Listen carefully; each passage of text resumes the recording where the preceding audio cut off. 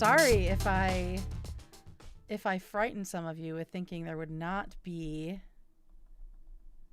a stream tonight. I completely forgot to schedule it. So here we are. Do we still have double audio?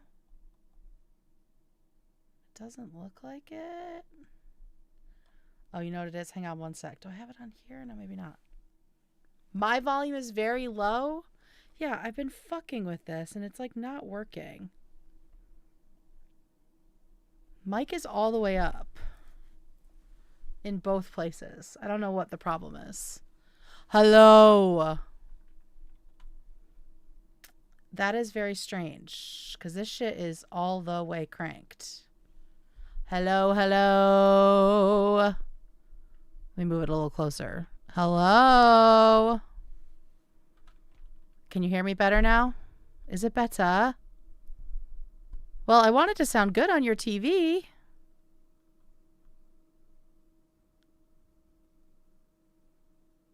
Good, good. Yes, yes, good. Okay, yeah, I guess I just had to have it a lot closer. Hi. Hi, everyone. How are we on this Friday evening? Good. Yay. Yay, yay, yay. Okay, so I just need to keep it close. Great. How are we? I just say it was a low not a lot of topics on the show today, so I don't know how long this stream will be, but we do have some fun little things to talk about. First of all, I hope everybody is safe and warm wherever you are. And I did see a ton of awesome shots coming out of Minnesota. This is the first. This is honestly incredible. So let's take a look at this. Let me just pull it up for you guys. Apparently, this is the first general strike in 80 years in the United States, which is insane to me. I have wanted us to do a general strike for a long time. I've been like pushing it.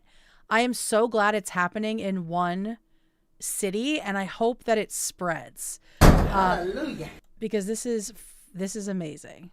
Oh, that's probably claimed, but look at this. Tens of thousands of people have poured into the streets in Minneapolis as part of a general strike to demand ICE out of Minnesota. A general strike is when it's not labor union specific. It's when everybody shuts down. Businesses shut down. No one goes to school. No one goes to work. You're not buying anything. So, like, a lot of people are starting to push for a general strike nationwide because of what's happening with ICE. And I am hoping that happens. That would be so fucking cool. The fact that it's happening in one city is incredible. And like it says, apparently, and this is from the Perfect Union, which is like a pro-labor Instagram account, who seem to know a lot. This is the first time it's happened anywhere in almost a century, which is incredible. So I love this. I'm typically anti-religion, but I love seeing all the religious people out there praying and following their teachings about loving thy neighbor. I think like 100 or so religious leaders got arrested today at the protest at the airport. Embody your French ancestors, America. Well, what's funny about that is that the French Revolution was actually inspired by ours. You know, everyone gives the credit to France for being this revolutionary stalwart, right? And yes, they've certainly had a lot more revolutions than we have, but they were inspired by ours. Ours was 1776, theirs was 1789. And they were helping, some of them came over to help us and then went home and were like, yo, check it. Now it's our turn. So we have it in our DNA to do this. Clearly. And I really hope that this catches on. You know? It's very inspiring for sure. And it's hard to not. I mean, these guys are like literal Nazis, like it's just hard to. I think it's pretty easy to get on board with this, and seeing the way that they're treating people. Like, I think what the Trump administration, what ICE is forgetting is that the internet exists. Like, they think that they can do this stuff in a vacuum and that no one's going to see it. Even in 2026, like, no one is thinking about the optics. And I'm glad, right? Because they're shooting innocent people in the face and then going on TV and being like, no one did that. Or, they're kidnapping children and then going on and being like, we didn't kidnap any children. I didn't detain a 5-year-old. Right? It's like, we are seeing it. This isn't the 40s. It's not Nazi Germany. It's not Jim Crow era America, although some would argue it still is, right? But we've got the internet. So I imagine it's getting harder and harder for some people to continue to deny reality, right? So that's really exciting. I'm very excited to see all the stuff coming out of Minnesota.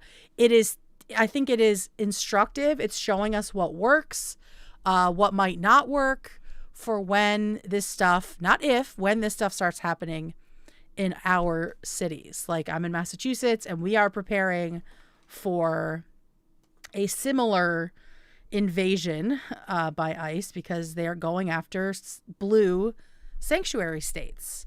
And I don't know if you guys saw, because I'm sure a lot of you don't follow me on Instagram, but I put this together. I'll just show you the orig. Oh wait, no, there's copyrighted music on it. But I put together a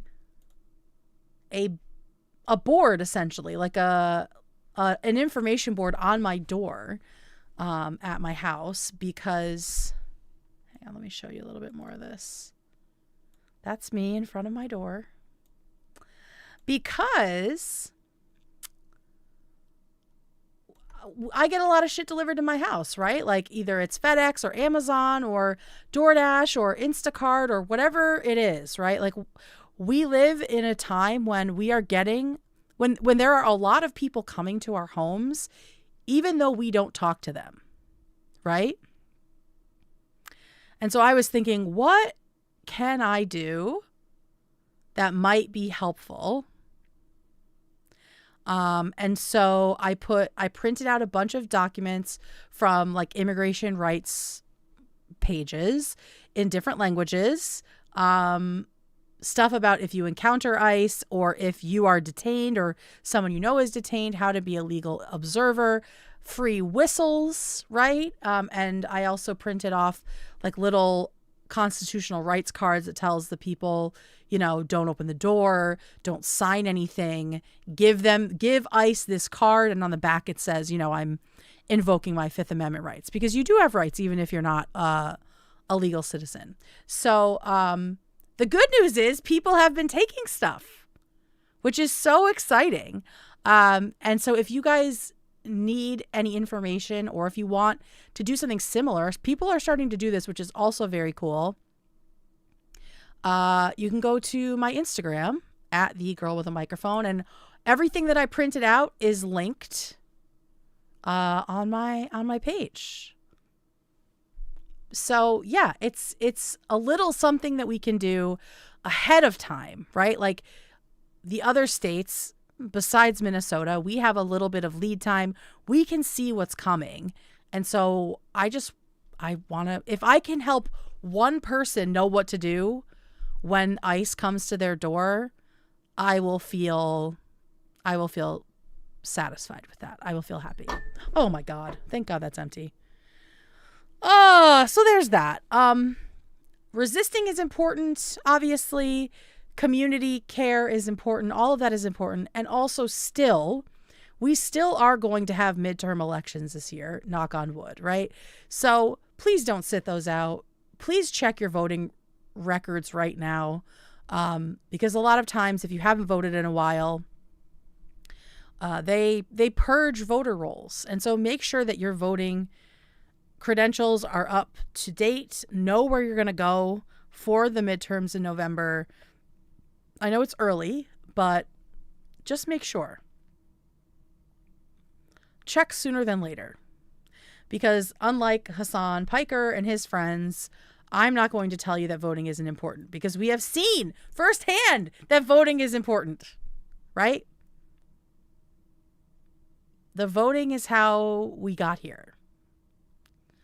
The voting is how we got here. So let's make sure we are voting. Okay.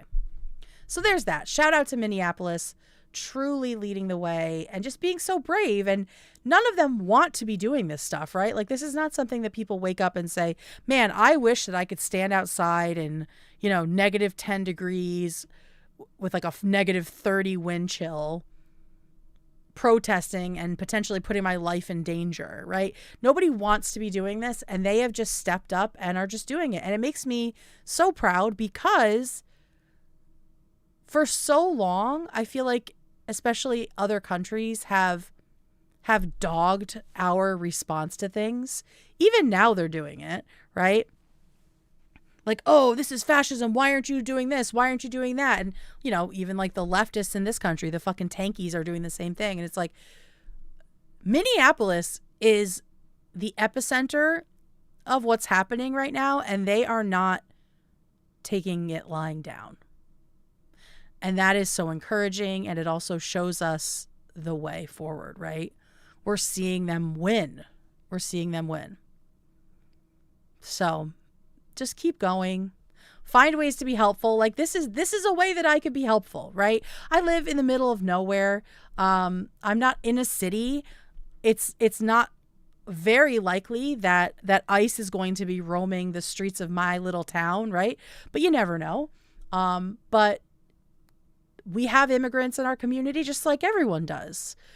We have people that want to be more plugged in, whether they're, citizens or not. So if you can give information, if you can share stuff on social media, if you can donate food, show up with food and water at protests, like, find a way to be useful.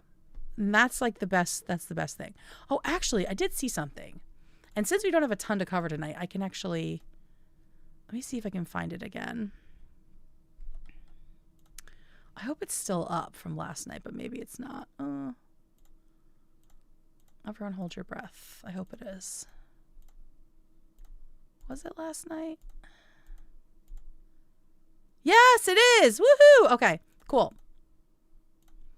All right, so this is cool. If you have any interest in, Jesus Christ. All right, if you have any interest in Dungeons and Dragons or Magic the Gathering or any other nerdy shit, I found this was a really cool way to break down the different kinds of protesting, activism that are available. Because a lot of people think, if I'm not doing this specific thing, I'm not doing anything useful, right? Well, that's wrong. That's wrong. And so this person, I don't know who, Jean L. Jumalan, they broke it down into different classes. So welcome to protesting. Choose your class. So we have fighter, would be marching in demonstrations. A paladin is putting your body between the vulnerable and the cops. This is a good one for white people. We are supposed to be putting our bodies on the line if we can. A rogue would be recording cops and flooding snitch lines with false reports, K-pop, face cams, etc. A cleric is, healing, providing medical support and supplies. A bard is spreading the word and helping members of the other classes keep up their spirits and mental health. I feel like that's where I fall. That's where I have fallen in this stuff since like 2020. Definitely much of a bard. An artificer? Is that how you say that? Providing food and needed supplies to communities targeted by police and agitators. These are the people that are, delivering groceries to vulnerable populations right now because people are scared to go to work and go to the grocery store. A wizard, using your technical skills and platform to help keep lines of communication going and inform people. I do a little bit of that. I do a little wizardry as well. And then a sorcerer, keep your allies strong by donating money or time to bail funds, protest organizations, etc. So I guarantee there is at least one class on this list that everybody here in chat could get into, if not more, right? Like it, and you can, they said, like, you can multi-class, like you can do whatever you want. Oh, there's me right there. Bard/wizard reporting. So, oh, and these are the little cards I printed. You have constitutional rights. I printed them in French, English, Spanish, and then in my area of Massachusetts, there is a large Vietnamese population and a large Portuguese population, or Brazilian Portuguese.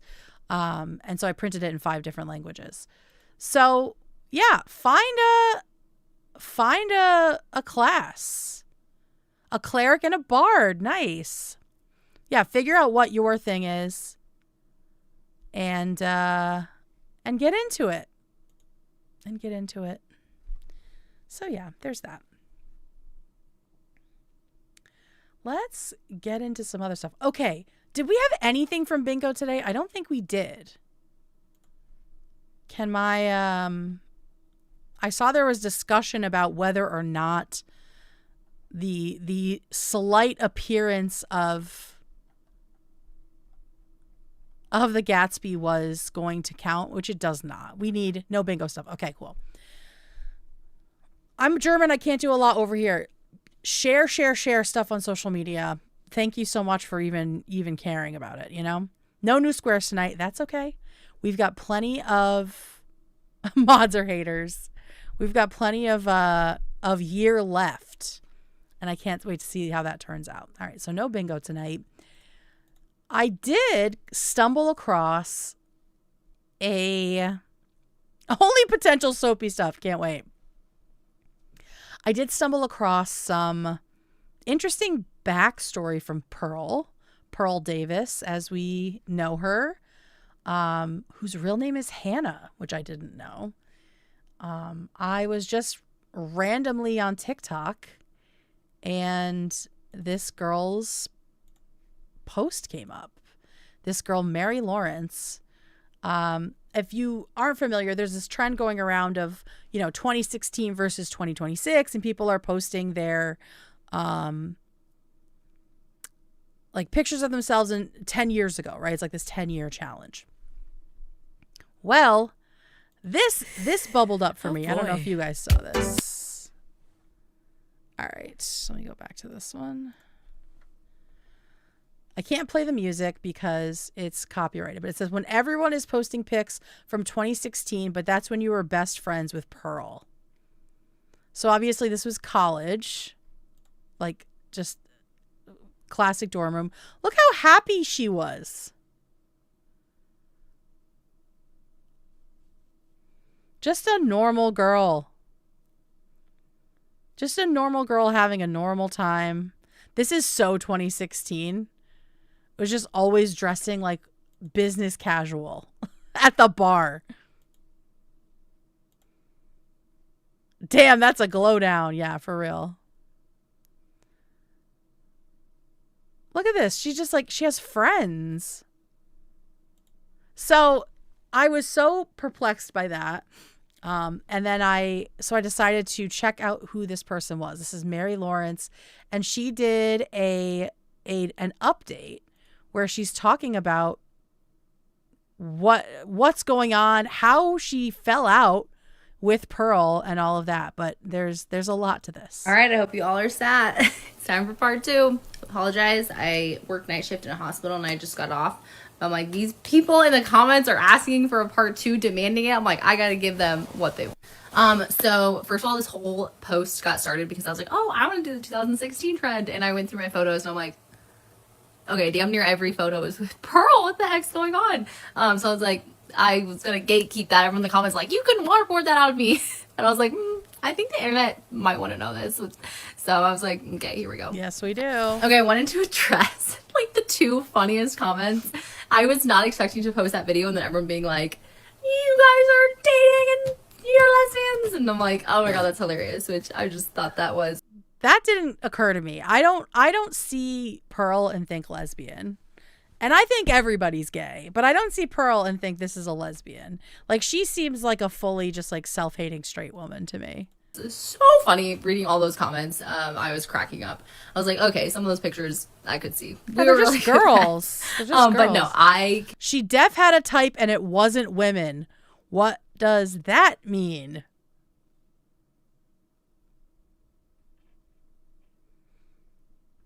I mean, if we're basing it off her one longtime boyfriend, I think I have an idea, but maybe not.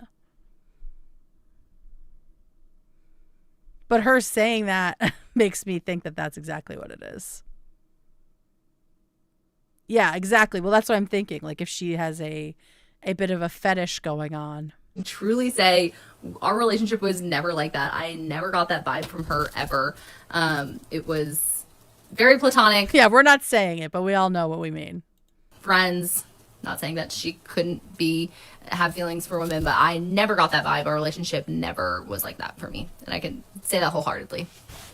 Second comment that I was just like, what is happening? Pearl is not a mother. She did not. So this is because some super like right-wing guy recently was saying that she has a secret baby with her ex, who is a black man. And I think that he has been using that as like to kind of degrade Pearl. Even though he and Pearl probably agree on everything. So Pearl's just hated everywhere and it's terrible. But no, she does not have a child. I have like a secret baby with Anye, whatever his name is. I have her family on Facebook and I would see if there was like a little mixed baby running around. I would see if there was a little mixed baby running around. Girl, that's fucking a crazy thing to say. That's a crazy thing to say. But she knows her family. She knows her family and still has her family on Facebook. So we don't think that she has a baby. There's no baby. She's not a mother. Yeah, because the baby, whether or not Pearl is hiding it, like her family would have the kid in like photos and shit. That comment came out left field. I was like, wait, what? That was hilarious. But to my knowledge, she is not a mamacita. No mother. So let's start from the beginning. When I met Pearl, I would have met her in like 2014, 2015. We played volleyball at Elmhurst College. Yeah, she was dating the Angry Reacts guy. And he has come out as well and said that he does not have a child with her. So, I mean, that whole thing was just stupid from the beginning. Together. I was a junior. She would have came in as a transfer sophomore. And we just became really good friends right off the bat. We were both middle hitters. We were tall and we kind of had the same personality. This like kind of quirky, weird, outgoing. So she transferred to this girl's school and they played volleyball together. Loud personalities. And when I like my first impression of her was just like, oh, this is like a weird girl. Like she was just kind of weird and quirky. Like that's the best way to describe it. And people are like, wait, Pearl did play volleyball. And I will say, what did I say? I said, does she have Marfan syndrome? I knew that bitch was tall. And I knew there was probably something going on. I stand by my comment. Her name's not Pearl. This is funny. Like the volleyball team kind of coined her that nickname. There was another Hannah on the team, and we were like, "This is confusing." Like, and she was kind of the star player, and we're like, "You're like new. We need to call you something else because everyone's getting confused." And we say Hannah, and she's like, "Well, my middle name is Pearl," and we're like, "Cool, your name's Pearl." And then from there on out, she was always known as Pearl. So it's just crazy. Like she got this name that she now uses as her persona to specifically shit on women. She got this name, or she took her middle name as her first name because of this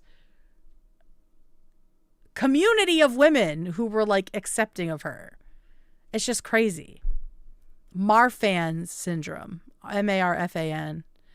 A lot of very tall people have it. That's why they're so tall. But truly, like when people were like, "Oh, she looks And all the comments are like, she looks like such a fun girl. She has all this life in her eyes and she looks so different.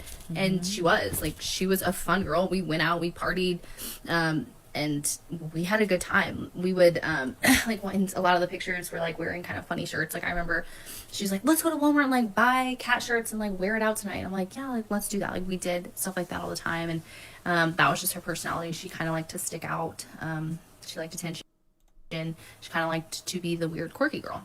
Oh, she liked attention. Well, we know that's still true. Oh my God, I want Taco Bell. And so we got along really well. She was a good friend. She had a lot of friends, which is crazy. She was like a girl's girl. Like, that sounds fucking crazy to say now, but she had a lot of friends. And that also makes me sad because I don't think she has any of those friends anymore. Like, all the people that knew her in college, I don't know if anyone talks to her. She had like childhood friends. One of the girls, like Emily, I saw that she like made some TikToks about Pearl. Like, I remember meeting her. They were like best friends since they were in high school. They don't talk anymore. Like, I mean, who wants to be her friend when she talks about women the way that she does? But why did she do this? Like, why did she do this? She like ruined her own life.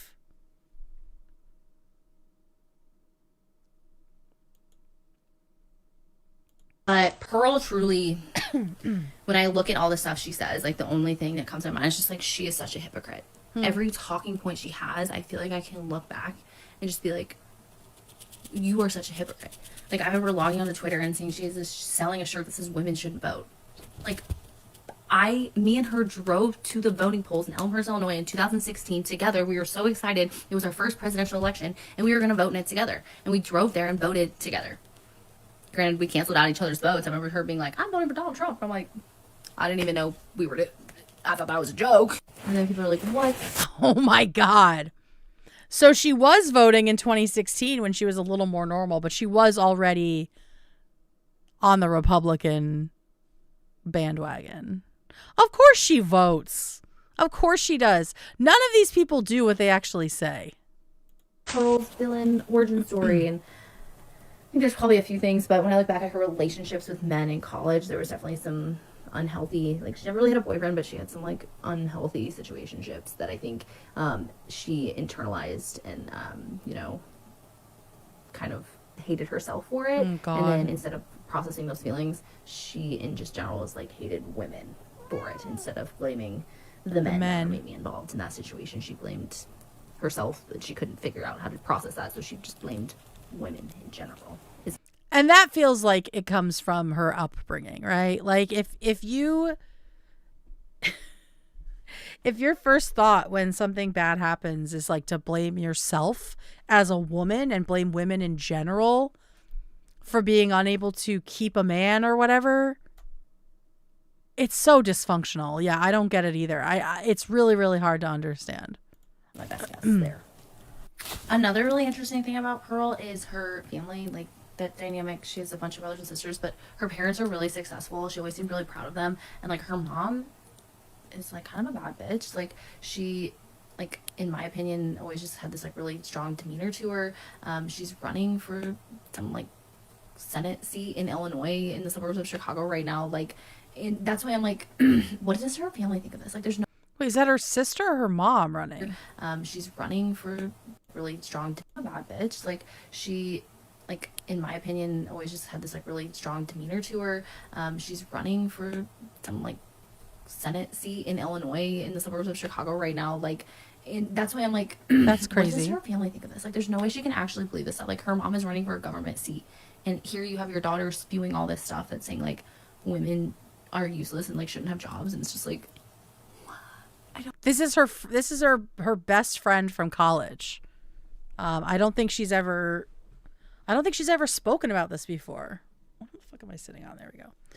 And so, yeah, that's weird. Maybe she's trying to, oh my God, psychoanalyzing Pearl. What a nightmare. Maybe she's trying to stick out from her mom or get attention. Doesn't she have like a shitload of siblings? Isn't it like a really big family? I mean, there's something like histrionic about her, you know? Maybe it's volleyball CTE. No, I think that she came with that, whatever this is, hardwired. It feels very histrionic. I'm sure her mom is wicked Republican too. We can look that up. I don't get it. Like, that's why, like, a big part of me still believes, like, this is fake. This is all clickbait. This is all rage bait. And that is all this is. But the longer this goes on, the more I'm like, I think she actually believes this stuff. For a long, long time, I was like, this is fake. This is all fake. It's all for show. It's all clickbait. And it's all for money. But now, I think she probably actually believes it. And I don't think my experience is... I don't think she believes what she's saying. I think that she believes that the grift is what she needs to do, right? I think she believes in the attention she gets from it, and that's good enough. I don't see how she could actually believe this shit, right? I mean, because it's just like so out there. Women shouldn't vote? Like, that's so insane as a woman to say. And she's doing it because she's a woman. And so she knows that'll get a lot of attention. Just like I know I could switch at any moment to be a Republican or to be a huge Hasan orbiter. And in either direction, I would get so much attention, right? So much love. It's very simple to figure to figure out how easy it would be to be loved by a new audience.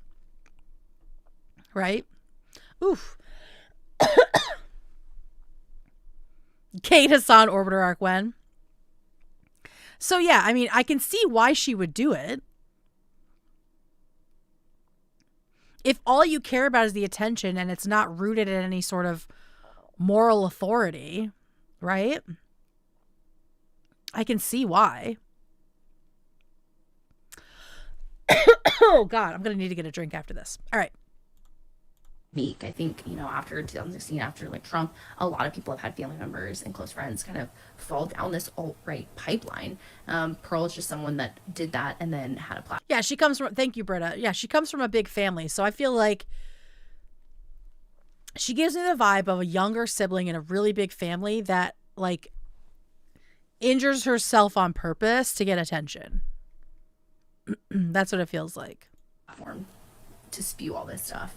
But it's not a unique experience. I think a lot of people can say, after having Trump in office, that there's been a lot of people that have nosedived into this alt-right pipeline. And then I don't think a lot of people know like how she got her start on TikTok. Here we go. Her parents were really rich and had a really nice house, and she just like showed house videos, and that's how she kind of got her start on TikTok. Oh, sorry. So she got her start showing off her parents' house.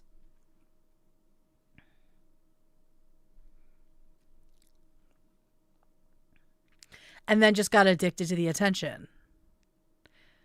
And when you're looking for the attention, I mean, you can see if you're attuned, because I am, like I had siblings close in age to me. I'm the oldest, but still, like, I was definitely, obviously, hello, I'm on fucking internet now. I was always looking for attention, right? And so it's easy to see where all of the, like, the energy goes and like how easy it is to get attention by being controversial, by being edgy, by saying things that no one else is saying, right? By being the only woman to say that women shouldn't vote, right? These are things that are going to make people pay attention to you. Most of it is going to be people being angry at you. But again, if all you care about is the attention, not what the nature of the attention is, and you don't care about how it affects your own values, then if you're a single issue voter and your issue is get me more attention, then yeah, you're gonna be a fucking nut job Republican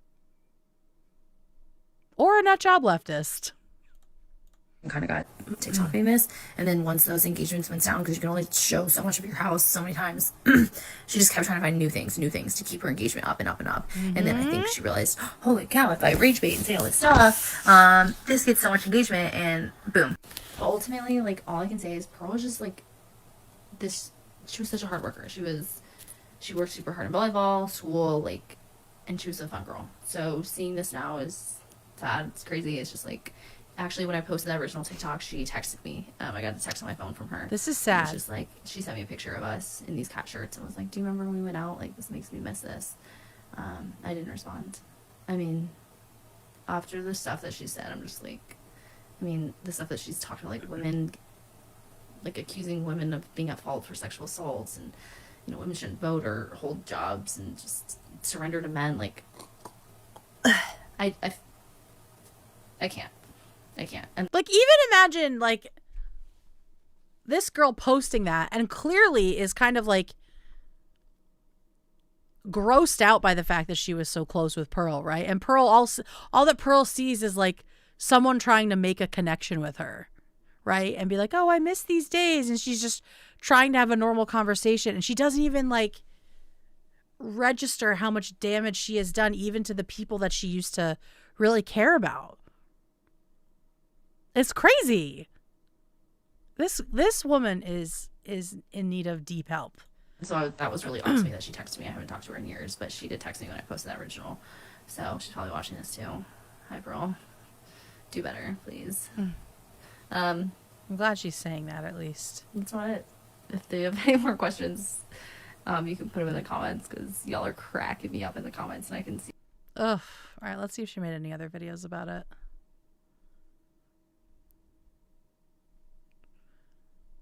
Doesn't look like it. Yeah, this is just the first one. So yeah. Oh, let's let me pull up her mom's thing. But yeah, so I mean, it's just like, it's so strange to see what Pearl was like before, in the before time, right? And then also that she's still looking for this stuff, right? And still trying to like connect with these people as if what she does is like not harmful. And she's not like combative. It's just so strange. It's just so strange. I would like a day inside Pearl's brain just to see what the truth is, right? Like, what is the heart of all of this? What are you trying to do? All right, here's her mom. She definitely looks like her mom. Jennifer Davis for Congress. Oh, of course. Putting families and freedom first. Join Jennifer's campaign today in Illinois to keep families safe from government overreach like ICE and to protect our freedom. Issues, let's see. Revitalize small business. Reform education, let's see. Less than half of Illinois 8th graders are proficient in reading. Data driven. Let's see if she wants to talk about DEI shit. Oh, charter schools, that's a red flag. Putting parents back in the driver's seat, that's a red flag. Slashing bloated administrative costs, that's a red flag. Oh, here we go. Strong borders, fair immigration. Doesn't say anything about ICE. Part of the crisis stems from a system that is confusing, subjective, and nearly impossible for families to navigate. That's why she will champion streamlining legal pathways so people are motivated to do immigration the right way. Jennifer will also work to deport criminal aliens, depoliticize the process, and restore a system that is strong, safe, and just. So she's not going to be helping anybody in that sense. Protect national security. As a member of the state Senate, like, get fucking real. Enhance community safety. Violent crime in Chicago. Is she even in Chicago? Illinois' 8th district. Let's find out.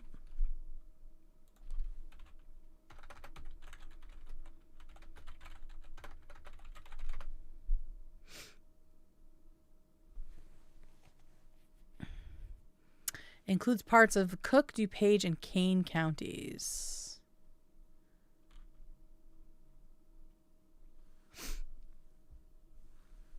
So, no. Let's see. Oh, wait, hold on. Chicago. Parts of Cook County. I know that's where Chicago is. thanks to the the musical Chicago. Illinois' 8th congressional district. Oh, so Chicago's here. It's out here. So it's kind of got some of like the suburbs area of Chicago. Is that right? If anyone here is from Chicago. Her mother is pro homeschool, so was pro homeschooled for a while. Probably.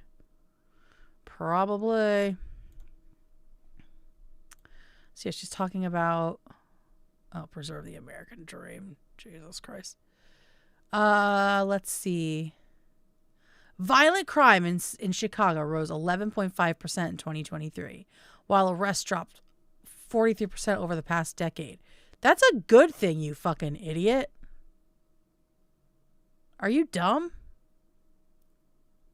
Yes, you're dumb. We don't need higher taxes. We need accountability to the laws already on the books and smarter use of resources. Oh, yeah, fucking right. Who's this guy? Shout out Menards, though. No one fucking believes whatever this is. So, yeah, that's Pearl's mom. She's definitely not out here saying that women shouldn't be voting. That's for sure.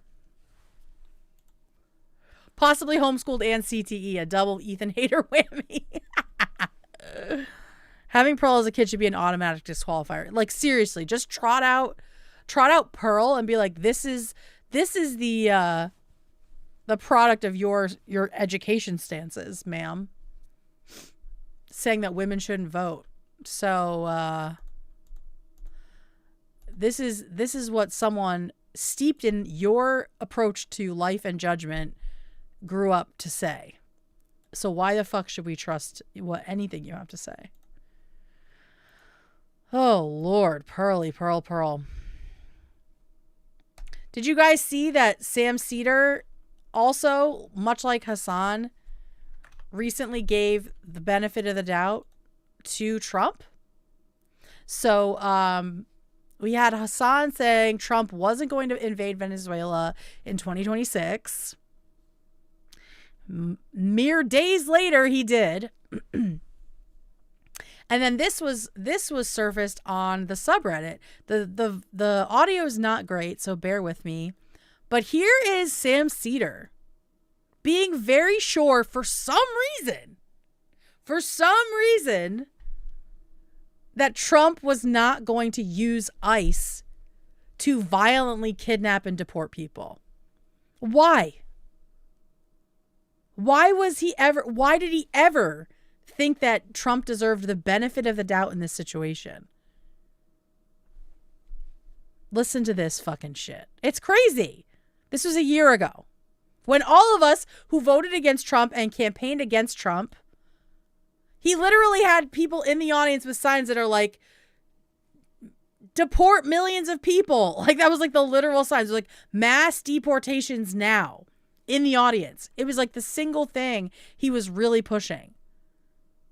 But for some reason, these fucking tankies, these far leftists have like a weird boner. They have like a weird boner for Trump. And they don't criticize him. They don't assume the worst of him the way they do Kamala and Joe, right? Like, we had Killer Kamala, Genocide Joe, no name for Trump, who's trying to turn Gaza into a fucking beachfront resort and kick everybody out. We have no genocide adjacent name for Trump, and now we have this. Unfucking real. Let me see if they could pick this up. Yeah, there's subtitles here.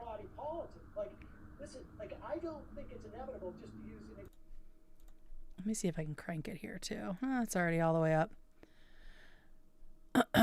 I'll just read it because some of you might not be watching with your eyeballs. I don't think it's inevitable, just to use an example in this country. I don't think that it's inevitable that we are going to be deporting and disappearing immigrants in this country. I think it's possible, but my perspective on America is still too optimistic to think that's inevitable. You have been so pessimistic about everything Democrats have done. You have been so pessimistic. You were so pessimistic about Kamala Harris and Joe Biden. So why under Trump are you optimistic? What part are you optimistic about? Who was going to save us from this? If both parties are the same, who was going to save us from this? I can't even imagine what I think would be inevitable. We all told you what was inevitable, you dumb bitch. And I think this is our invasion of Iraq and the lack of caring. What? The only thing that would even mitigate that is there was no images coming out of them. Whatever the fuck that's about. This dude literally fucking said, after 4 years of Trump, after seeing the Muslim ban, right? After seeing all the stuff at the border, after seeing specifically the way that Trump campaigned on xenophobia and a fear of immigrants, even more than on trans athletes and trans people in bathrooms, he still said, nah, I don't think Trump would really do that.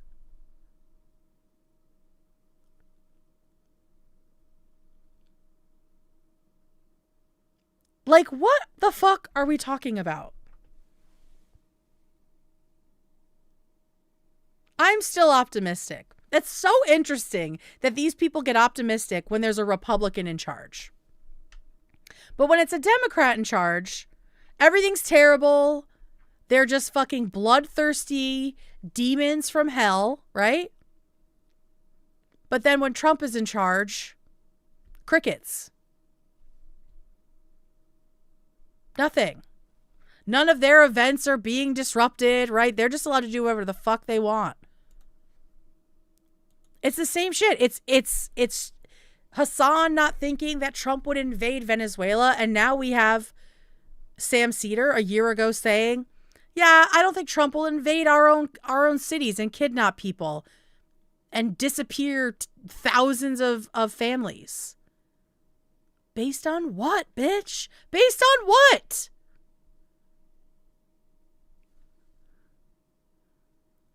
How are these people supposed to be taken seriously if they can't even anticipate what might happen? Like, there's no pattern recognition when it's Trump?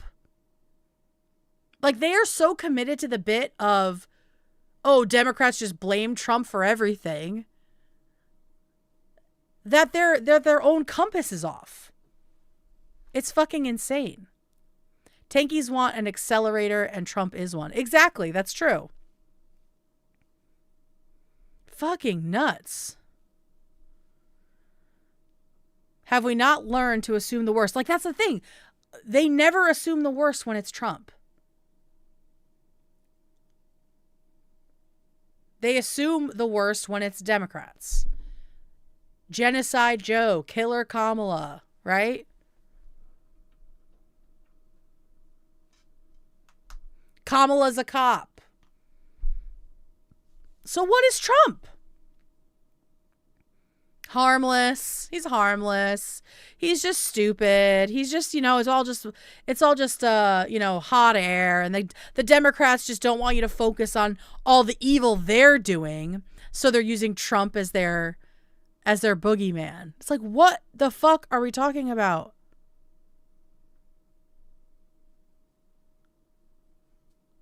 It is a waste, unfortunately, which at this point, voting green I will say this.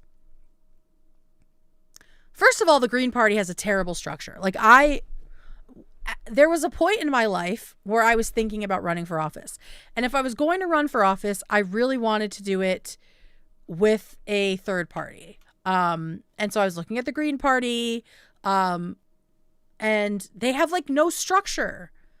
Like, everything is very poorly run, very poorly managed. There is a lack of communication. They just are very disorganized. They're very disorganized. Like, I couldn't even really figure out who to talk to, where to go, what kind of infrastructure there was in place. Right? So that was like, ugh, God, this doesn't seem great. I would love for there to be robust multiple party system, right? A robust multi-party system. Right now, there isn't. And I am not somebody who lives outside of reality.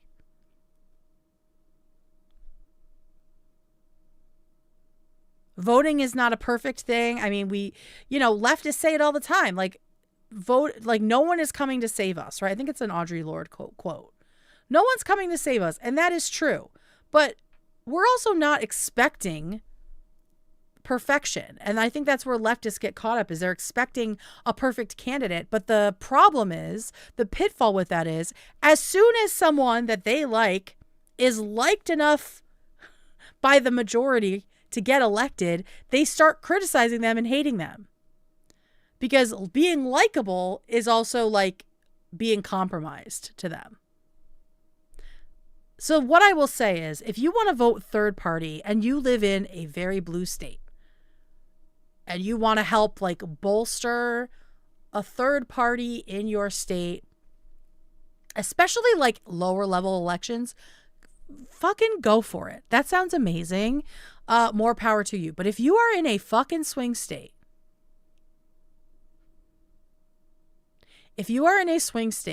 and you either vote third party in 2026 or you sit out the election entirely, you are a piece of shit. You are a piece of shit. Because now we know what happens, right? Now we know what happens when Republicans show up and Democrats don't. Because people like Hasan will say, oh, the totals of votes for Jill Stein and the other candidates aren't even close to like turning, like giving the election to Republicans. But what they're not talking about, what they're ignoring, is the fact that millions, I think it was like over 10 million voters just stayed home compared to the last presidential election. And that is where I think the leftists had a huge impact. They made people not give a fuck. They made people think voting didn't matter because both parties love genocide. And that they should be a single issue voter, or if they're not, then they are Nazis, they're baby killers, they don't care about anything but themselves, and they're basically drinking the blood of Palestinians.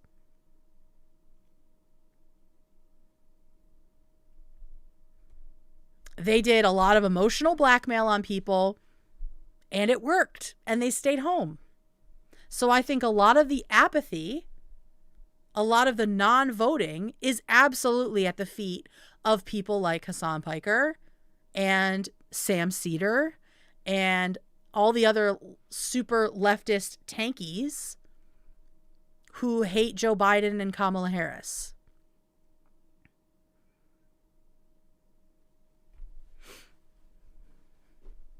They hate the Democrats more than they want things to get better. None of us want to be in this position, right? Where it's like, well, if we don't vote exactly our conscience, then it feels like we're, like throwing things away. None of us want to be in the position where it's vote for someone we kind of like. We all wish it was a perfect candidate, someone we could really believe in, right? But there are times when you just have to vote so a psychopath doesn't get another turn. That's where we're at. That is where we are at. That is our situation. You can act like you are high and mighty and that, voting with your principles, voting your conscience. The only person who benefits from that is you. And again, I say it's a fucking cop-out. It's a cop-out to be that extreme because you don't have to care about all of these other issues, because we were all screaming about the fact that if Trump wins, life is worse not only for people in Gaza, but people here, all of the immigrants here, right? And we were right. But when you say, sorry, genocide's my red line, and your demonstration of that is not voting or throwing away your vote, you sleep well at night, but Trump still wins. So how does that still feel good for your conscience? Oh, wow. If more people were as good as me, then this wouldn't have happened. Like, it's just fucking bullshit.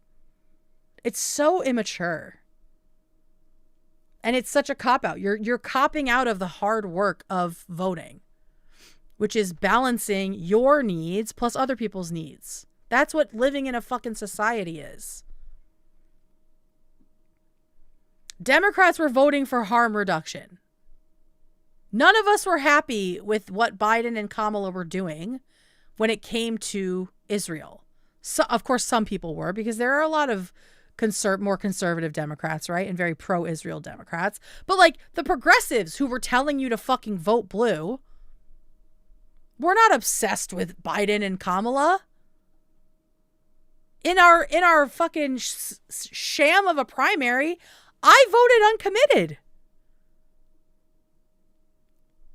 Because that was a way for me to express my displeasure without fucking ruining an election and getting Trump a second term.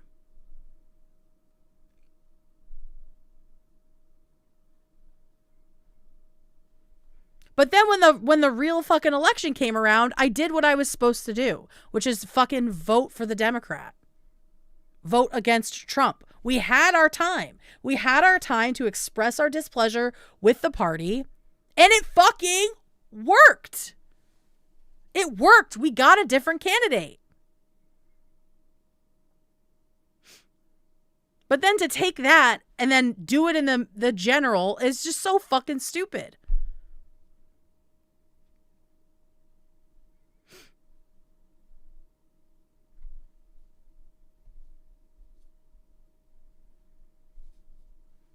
So stupid. We voted uncommitted. It worked. We got a different candidate because millions of people gave a vote of no confidence to Biden, many of whom based that on the genocide. But then to just like, I mean, it's just so stupid.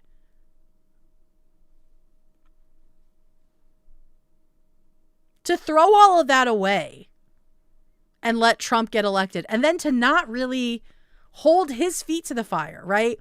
It's almost like they wanted this to happen. It really feels like they did.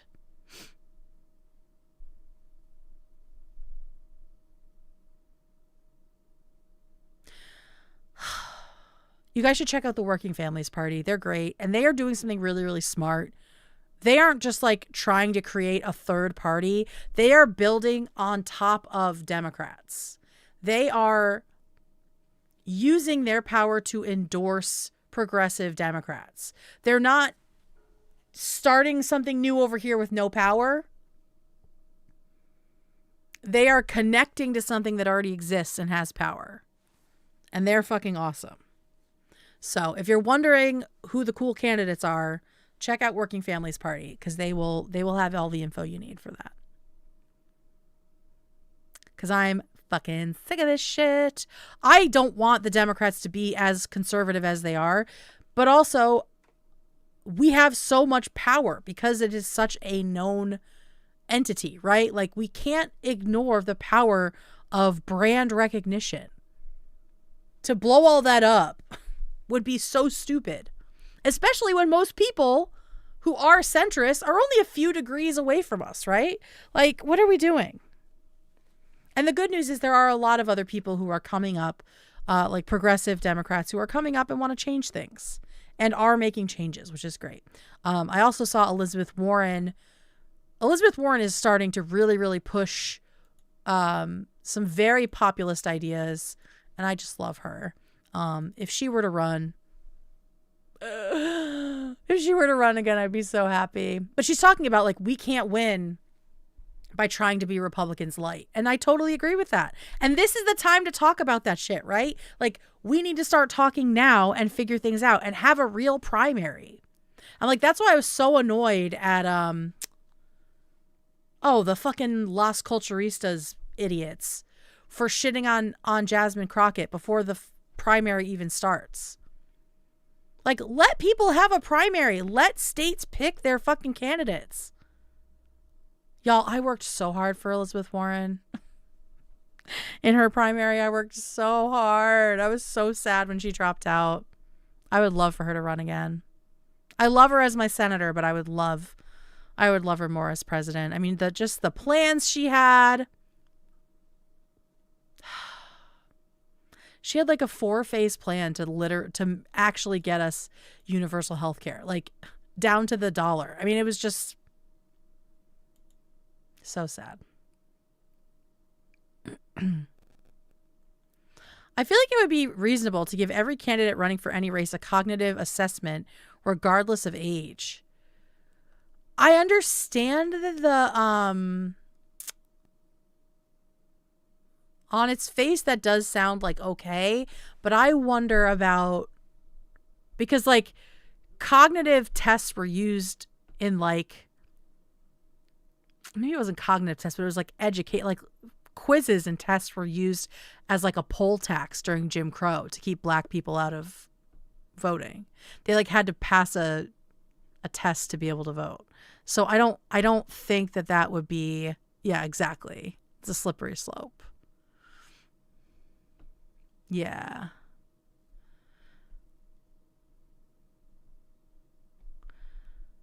It's not just cognitive function, it's also emotional intelligence. Yeah, like I don't think that we could do that. Yeah, no. Yeah, they had to be able to read and write. Yeah, it was like a poll test or something. I forget what it was called, but most of Congress has dementia, yeah. Most of lefties were shitting on her because of the random drama with Bernie. Honestly, it wasn't a big deal because she's still awesome. And Bernie wasn't mad at her either.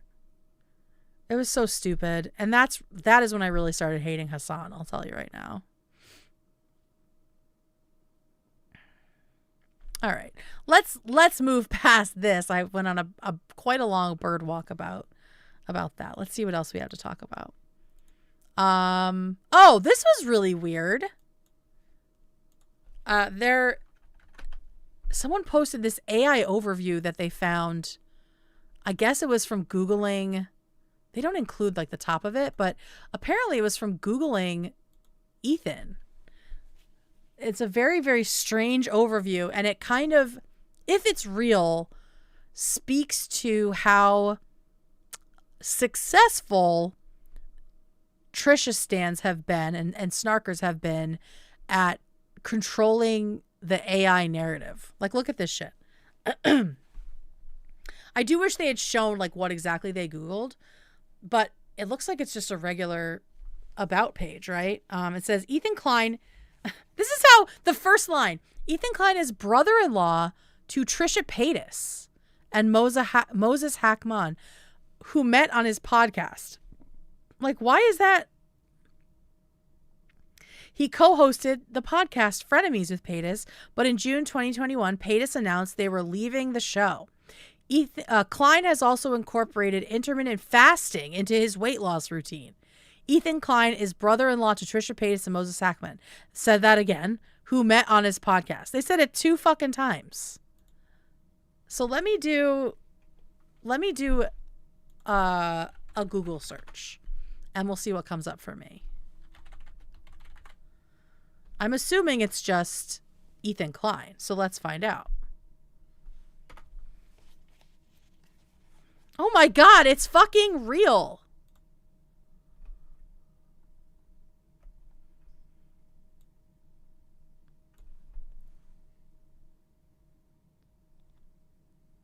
That's the same thing.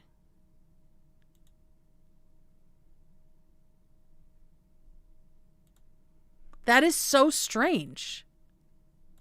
Let's see where this information comes from. Wikipedia?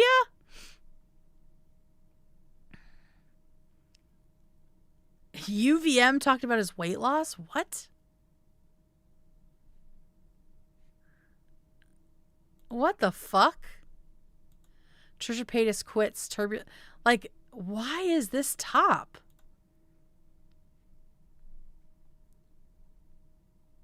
This is so strange. Call throws on the red phone. Very, very weird that is the AI overview for Ethan. There isn't even a ton. I mean, there's the fall of H3 from Cruel World Happy Mind. That's like the first video source. Oh, and his Shredder post is here. That's really sad. This really feels like Love needs to get back on the SEO or something, because this is so strange. I actually learned recently that all articles that show up for Google searches are the ones that pay the most to be there. I don't think that that's true. Like, people aren't paying for Out of the Loop, or like I work in SEO and we don't pay for it. Very interesting. But yeah, they definitely need to be doing more SEO stuff. Maybe not necessarily on page. Your result is very different. That's interesting. Very interesting. It says the same thing at the end. Yeah. SEO, shout out. No, the actual articles, social medias are different. SEO is articles.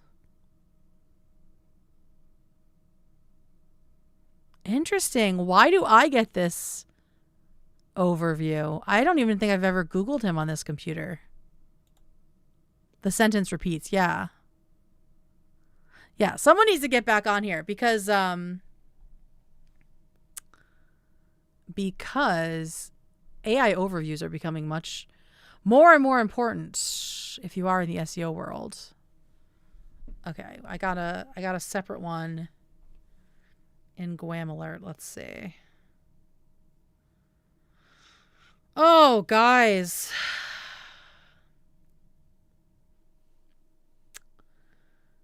All right. So this one is from the UK. Let's see what it says.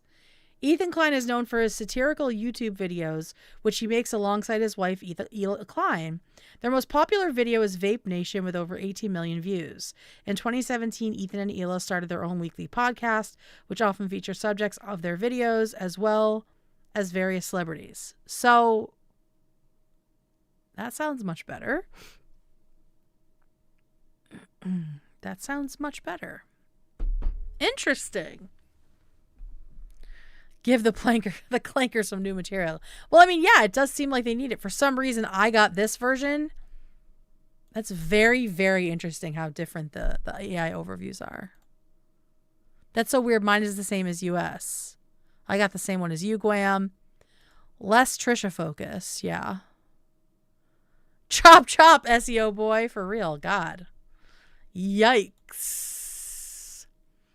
All right. There's just a couple little moments from the episode, because like I said, it was mostly the Marvel Rivals chat. I have never played the game, and it didn't seem like that big of a deal to me, right? It seemed like it took forever to get to the part of like the guy getting kicked out, and they all just kind of seemed annoying to me. I don't know, maybe you guys have seen maybe you guys enjoyed it a lot more. Yeah, it was interesting. Yeah, gamer drama. But it wasn't like, I don't know, I feel like there's been some gamer drama that was like very clear cut. This was like, it was sweaty people being sweaty. I love low stakes drama and when the audience gets mad at Ethan. The deal was that he got kicked for nothing. Yeah, I figured that out eventually. Like, why did the boyfriend get involved? That was so weird. Oh, we do have a wings thing. But first, this little moment from the Vitaly video was cracking me up.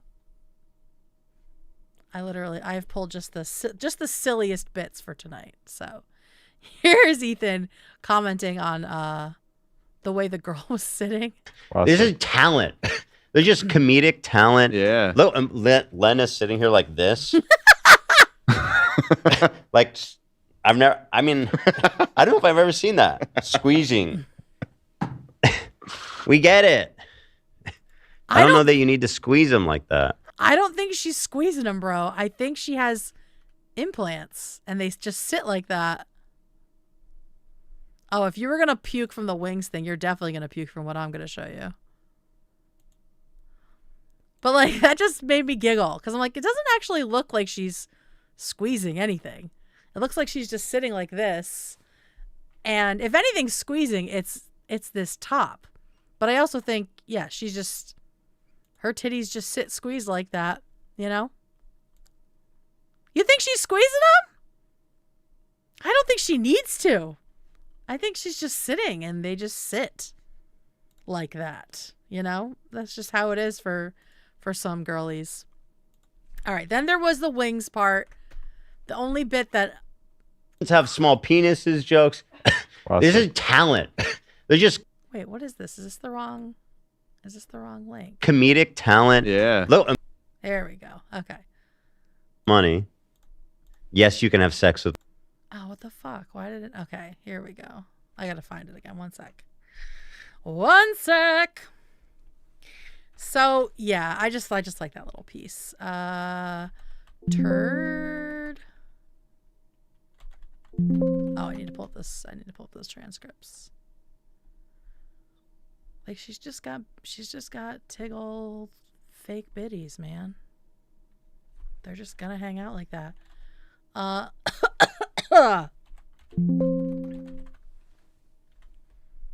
my god, this is so gross. Okay. All right. So this is the piece that cracked me up about from Wings. You have to drink a lot of water when you're on Slim Fast when you're placing it as meals, and I didn't do that. First of all, I just want to talk about yo-yo dieting and how it doesn't work. Right? He's talking about like 20 years ago, he tried to do Slim Fast. Like, dieting just makes you bigger in the long run. And also, apparently gives you sideways poops. So I got dehydrated really bad. I'm talking about 3 or 4 turds deep. 3 or 4 turds deep. It is so gross. I was fucking dying.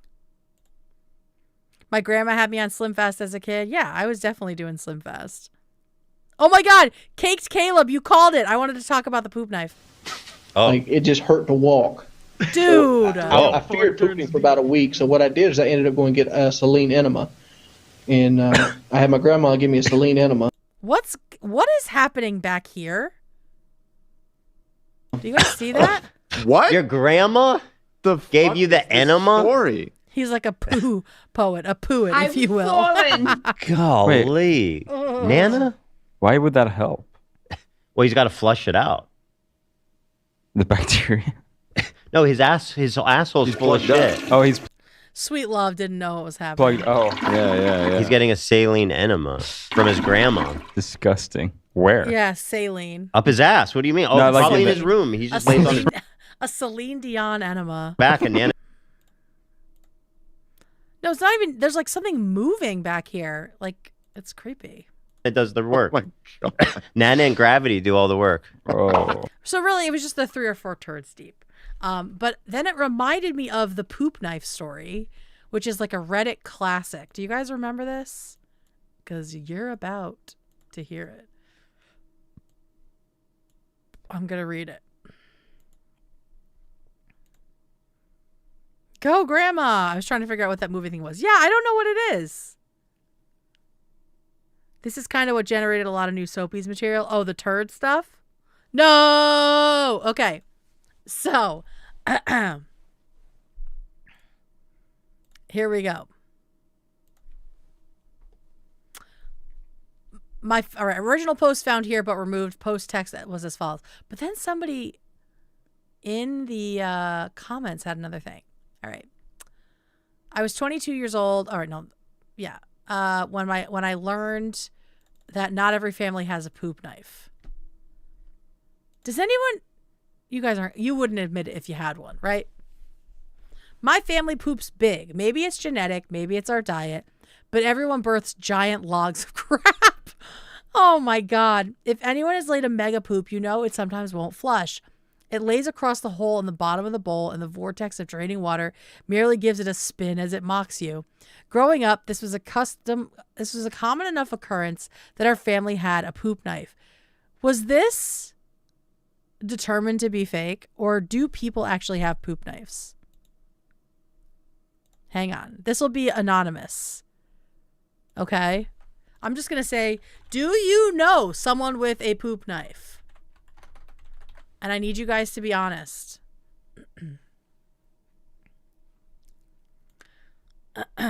It was a rusty old kitchen knife that hung on a nail in the laundry room, only to be used for that purpose.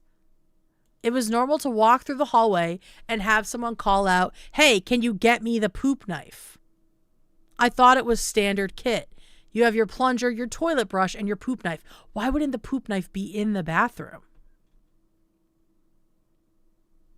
Fast forward to 22, it's been a day or two between poops, and I'm over at my friend's house.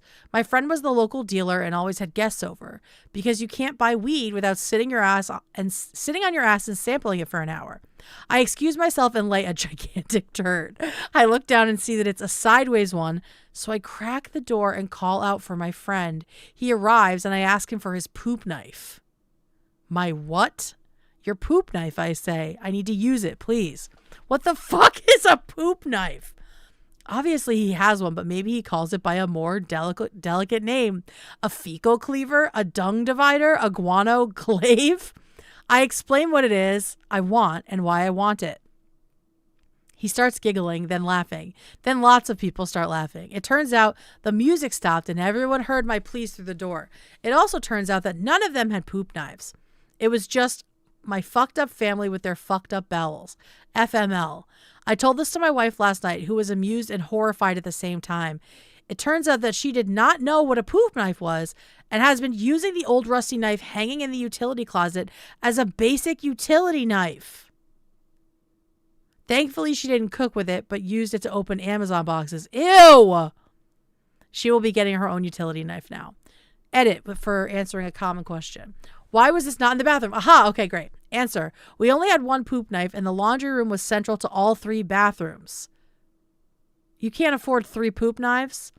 I have no idea why we didn't have 3 poop knives. Okay. He's just answering my questions as I go. All right. I'm seeing the poop knife in chat. All I know is that we didn't. We had the one, possibly because my father was notoriously cheap about the weirdest things. So yes, we shared our poop knife. Who the fuck knows someone with a poop knife? Is this a troll? I'm looking at the votes. And I feel like it's just one of you motherfuckers because it's only 65 votes. Sounds like that family needs more water in their systems and more water in their toilet. I bet it started because they were checking for worms. Interesting. You're ashamed? Katie, Mac, do you have a poop knife? Is it to cut up the poop like if it doesn't flush? Yes.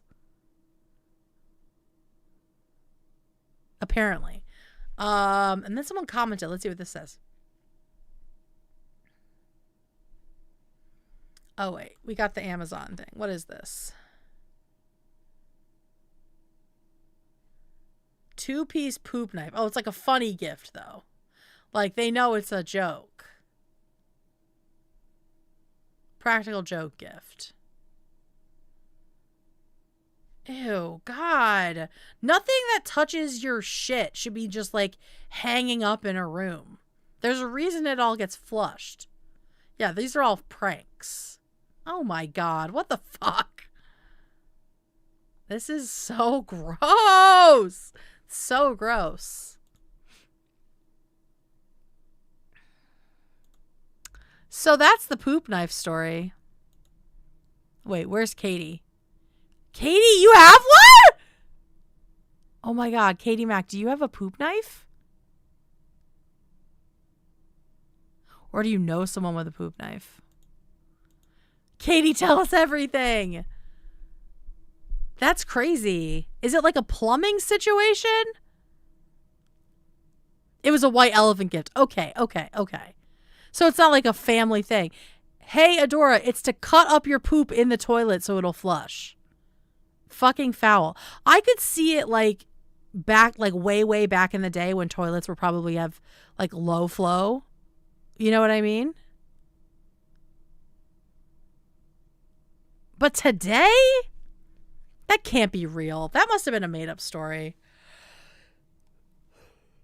Katie says her poop knife is in mint condition if anybody wants it. You think Zach has a poop knife? He said something about it. I don't remember that. Low flow Antonio. Oh my God, fucking SoFlo. What's he up to these days?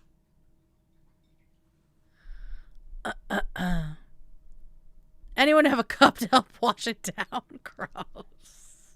3 or 4 turds deep. You guys can thank Wings of Redemption for having to deal with that story again. All right. So Gabe was back on the show. It was so nice to see him. Seems like his dad is taking a while to get better, but he is like going out and going to the casino and stuff. So maybe Gabe will be home soon. And I'm glad he's going to the Philippines. That'll be fun. They tried Dave's hot chicken, which I really need to try. And I'm very glad that they did it first because now I know what the spice levels are. It's hard to know the first time, like what level of spice it's going to be. And so, yeah, it seemed like the medium was fine. So I might do a mukbang at some point soon and try. Maybe I'll get the medium and then get like one hotter and see how hot it is. Because I would love to eat some. Alex will love a Dave's hot chicken moment. Well, I would like to try it. I know he loves it. And I want to redeem his trust after I hated Cane's so much. Cane's was fucking bad. I didn't know it was a national chain. I want to try it now. Yeah. I think for the very, very hottest one, I thought there was one that was hotter than the Reaper that you like had to sign for. Let's look it up. Hey, let's look it up. We have like nothing to do because there was not a lot happening on the show today. Let's look at the menu. Just let me look at a fucking menu. I don't want to put in my address. We'll just put a 90210. Beverly Hills. Order pickup. All right, let's see what they got for Ooh, the sandwiches look pretty good. Oh, it's sliders. Interesting. I actually, when I go, I want to try the cauliflower. Because that shit looks banging, honestly. It's like a big, like, cauliflower steak. And I love cauliflower, like, every single way. Y'all see this? Oh, you can't really see it. Let me make this a little bit smaller. Look at this shit. That's a cauliflower. This here is a cauliflower steak, which I love. I love. So I might try that too. Yeah. My favorite way that cauliflower has ever been prepared, for me at least, is Indian restaurants. They do cauliflower 65, I think it's called. It's like crispy and sweet and spicy. It's so fucking good. And look, they've got sides. Like, Cane's ain't got sides. Oh, look at these loaded fries. Oh shit. Yeah, I gotta go to Dave's. Maybe I can convince Lizzie to go tomorrow. All right, I just want to see the flavors. Spicy buffalo. Oh, no. This is not what I want. I want the hot. I just want the fucking hot chicken, brother. All right, let's see. Okay, so there is the Reaper. There is a disclaimer. Where's the disclaimer? I don't see the disclaimer. I guess they'll be like, this could kill you. So yeah, I would probably go mild or medium. There's no law when eating slaw. This vegan restaurant I go to has cauli chicken nuggets. Ooh, yum. I love slaw.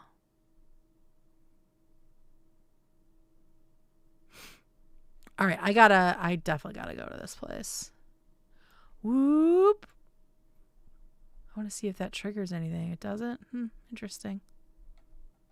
Interesting. Very interesting. Mild is perfect. Does it have a little warmth to it?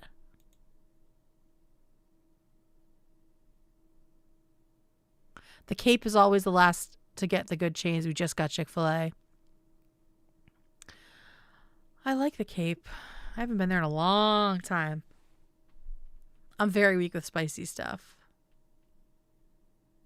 Their red background gives me a feeling of being full before I even ate the food. That's bizarre. Still got some spice and flavor. Yeah, I don't see a disclaimer at all. Ooh, look at their slaw. That looks banging. Yeah, I gotta go here soon. I definitely gotta go here soon. Anyway, so that was fun. I like when they do food segments. I know some people are like weird about the like food sounds or whatever. I love a food segment. You guys know me. I'm always snacking on here. I thought something that would be fun, and we'll do it as a poll in chat. We can end this poll. If you're feeling risky, get medium, but don't get hot. Okay. I trust you, Swish. I won't go higher than medium. Okay, so I thought it'd be fun for us to answer the questions that Gabe got asked by Ethan. So first up, and I'll put it as a poll here.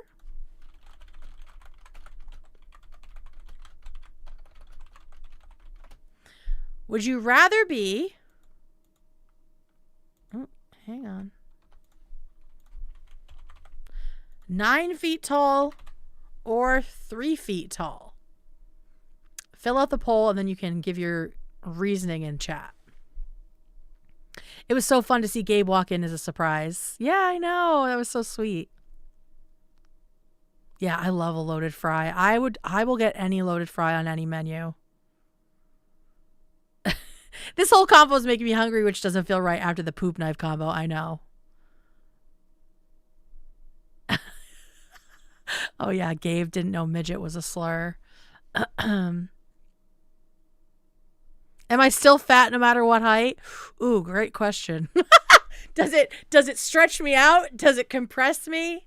I think you're just you, but you're a different short. You're 6'6"? Yeah, that's basically 9 feet. I don't want to be 9 feet tall and hunched over all the time because the ceiling is lower than my head. Yeah. I feel like life isn't that accessible for short people, so 9 feet. Yeah, but like being on a plane at 9 feet tall, but then like how often are you really on a plane? 3 feet so I can be a fairy for Halloween. If you're 3 feet, you have to use a poop knife. 3 feet for girly pops and 9 feet for boys, and non-binaries can choose. 9 feet, it's going to be so much fun. I mean, my instinct is to go 3 feet. I don't know why. I think I'd like to be smaller. You can make money off of 9 feet. You can make money off of 3 feet. What is a fart hole? Where did that come from, Alexandra? Can't believe H3 just rickrolled me on Facebook. What happened on Facebook? That's so interesting that some people are saying they want to be 3 feet because they're already short. They don't want to try the opposite. I think 3 feet, but it would be weird. Would you get full faster? I don't know. How tall are you, Kate? I'm like 5'3", 5'4". I'm pretty short. Oh, their IG post is a rickroll. I didn't know that. If you pick 9 feet, you get a fart hole. Oh, new crew announcement and it's a rickroll. Interesting. Let's go see it.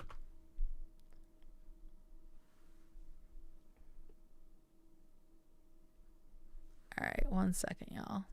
Let me go back. I gotta get this on the right window. Is it a Zilly Zonk? Are we about to get Zilly Zonked?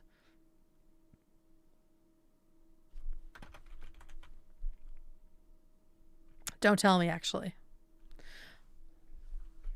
Revealing our new crew member. Our first new, what is it? Our first new crew member. Okay, here we go. Revealing our first new crew member.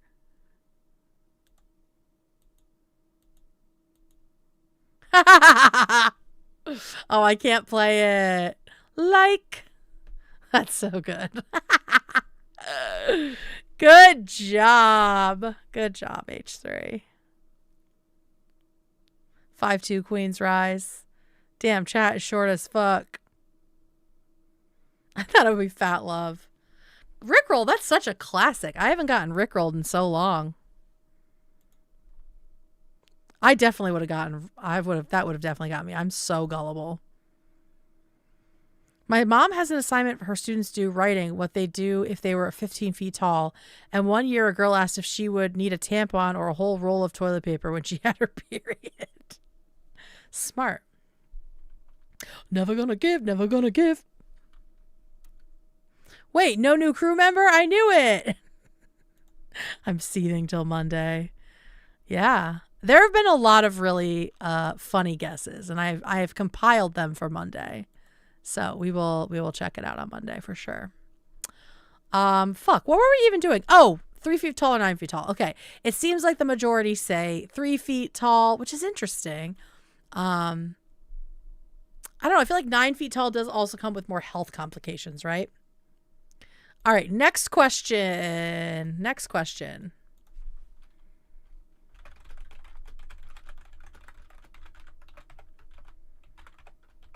Would you rather go to space or the bottom of the ocean?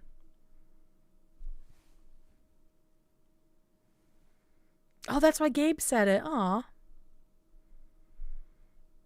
Who's Jomo Show? I don't know who that is. I'm like 5'3", so being tall scares me. Yeah, for sure. Space is empty and boring. That's very interesting. I think I feel that way about the bottom of the ocean. Like, there's not a lot living down there.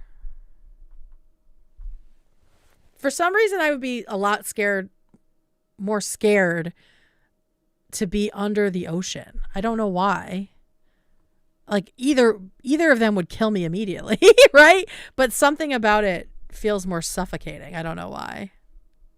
No way, Kate. Atlantis is down there.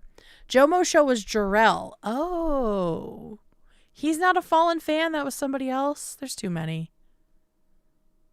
Wasn't there like a different... I thought he was... I must be thinking about something else. The bottom of the ocean is a void while space is vast. Oh. Poetic. The Nintendo controller submarine. Oh my god. What a fucking weekend that was. Seeing the Earth as flat from space would be sweet. Yeah. I don't know. I just like... I feel like in space... I mean, I'm a slut for space, honestly. If I could get out to like 800 million miles, which is literally how far it is, if I could get out to see Saturn, I would do space. Deep sea is so interesting. I watch live streams where they use an unmanned sub. Ooh, that is interesting. Jarrell isn't a Fallen fan. Alex interviewed him around a month ago. Oh, okay. Good Alex, right?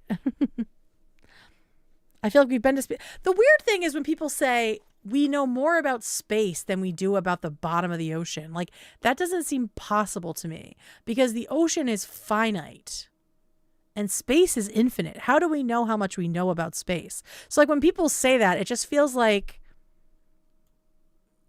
it doesn't feel true. It feels incorrect to me. How do we know if we know, you know? But most of space is empty. Can I tell you guys my theory? And if I were to be a cult leader, this would be the theory it's built on about space. About space and souls. Have I told you guys this? I'm a complete atheist and I don't like believe in anything, right? But if I were to believe in something, it would be that dark matter is the souls of everything that has ever died. Because there's so much of it, we have no idea what it is. We can't see it, but we know it's there. And it's like the only place where there's enough room for all of that. Free idea alert! You know? Because you think like, oh, heaven, like where is heaven? It's just like in the sky. Or like ghosts are all around us. We'd all be like bumping into each other. I think we turn into dark matter. That's what I think. Like I know it's not true, maybe, but if I were to develop a religion, it would be around the fact that our souls become part of dark matter. So ghosts first, or I don't know. That I haven't fleshed out. Oh my God, guys, are we starting a cult right now? People are like, wait, you're onto something. Guys, are we starting a cult? Is this a cult now? Yay, cult!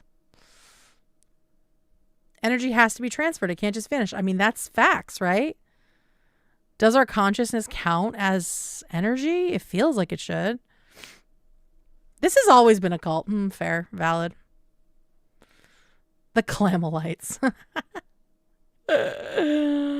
Oh, you guys are so funny. Girl with a cult. That was already decided. Shit. I was not in the room for that. Gwack. I don't know. Because I love space and it just feels comforting. Her Lady St. Catherine Tabernacle of the Microphone. You guys are so stupid. It's so funny. Yes, we get 2 years of fun and then federal prison. Exactly. It's 3 to 5 years. It's 3 to 5 years of good times, free love, lots of sex, lots of partners, lots of money coming in from all of our scams and flim-flams. And then federal prison. And then we all go to jail. Sound good, everybody? We will not be wearing robes like the handmaids. It's all caftans.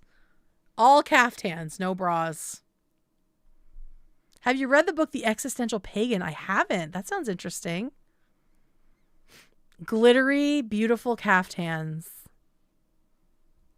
And then we'll actually learn how to dye them ourselves and sell them. Ocean because mermaids, but I still want to join Guam Cult. You can still join. Whether you like it or not, your soul becomes dark matter, So. Brittany Broski moo-moos. Oh, that's right. She does do moo-moos. Oh, my God. Oh, feminist cult will go so hard in 2026. That's the problem, London Jade. It always sounds fun. It sounds great. But then what happens? I start doing some illicit drug and I get really paranoid and I make you all think that the government's out to kill us when really they're just coming for me because I haven't paid taxes in 5 years. And then we end up in a fucking jungle somewhere and you guys end up dead. And I don't want that to happen. I don't want to do that to you guys.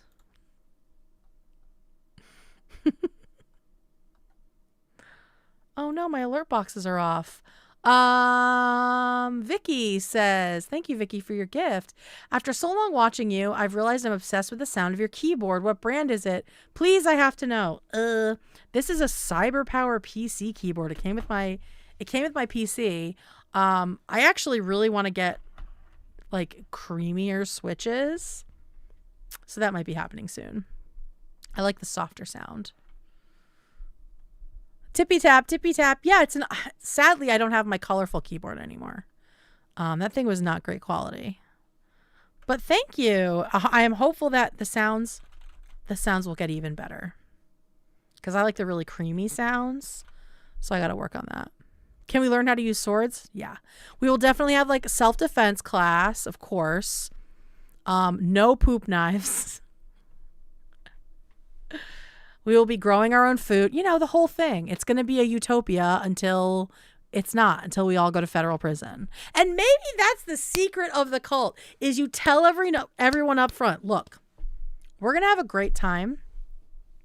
We're all going to sleep together. We're going to pool all our money and, you know, live like capitalism isn't a thing for a while. And then we're all going to go to jail. We're going to go to prison. I'm going to probably turn on you guys and blame you, you know, and just like tell people up front what's coming. And then we'll start a cult in prison, right? Like Club Fed, we get in there and we start another cult. And then we come out and, you know, like it's cyclical. It's cyclical.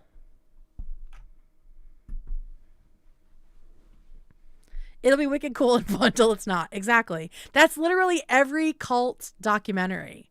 Is like, oh yeah, we were having a blast. Like just drugs, sex, making our own clothes, right? Harvesting organic produce, selling it, bartering, just like a beautiful life. And then all of a sudden it's like, oh shit, this was all built on tax fraud. Whoops. The cult sounds lame now. Boo, I'm not planting vegetables. You can lead the stage fighting workshops. We were sucking and fucking until all of a sudden the cops showed up. Exactly. Oh my god. So most people want to go to space. How did we get here? I volunteer to be the treasurer. I'm completely trustworthy. So give the cult all your assets. Exactly. John, that's exactly the energy we need.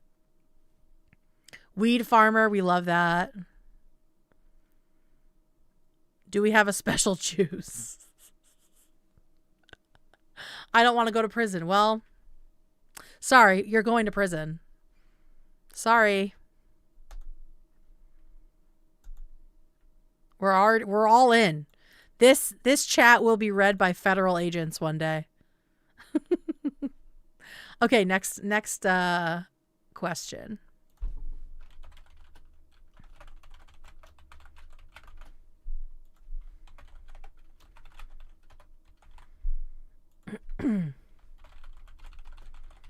Okay, they had a side conversation about whether Puss in Boots or Avatar were a better movie. So your options are Puss in Boots, Avatar, or never seen either one. No prison. There's always one way out. Oh, Jesus Christ. Let's not start the suicidal ideation in chat. Just yet. Shrek gang for life. Prison will be like a field trip. Don't worry. I'm going to make so many friendship bracelets. Puss, no doubt. I haven't seen either one. I haven't seen any of the Avatar movies. Seems like about a third of you agree with that. Ooh. A great gamer subs name would be Juice and Magooser. So true.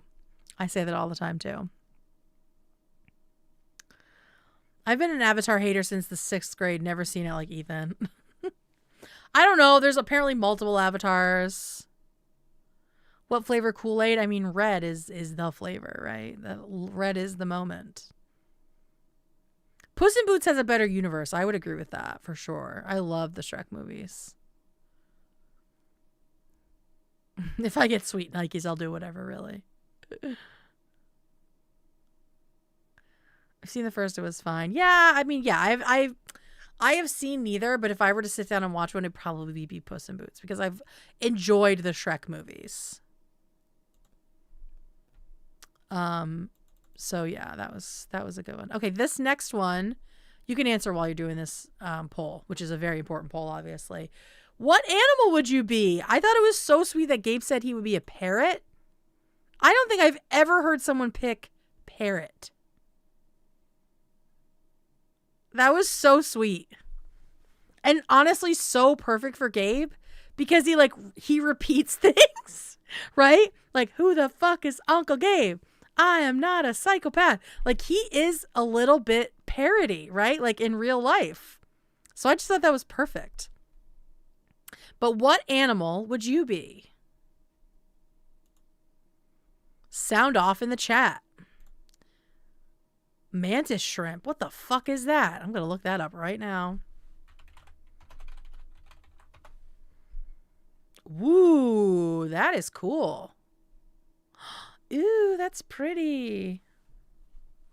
Look at these guys. Look how pretty. Oh my God. That is really cool. Mantis shrimp do go hard. I know what I would be. It's really silly.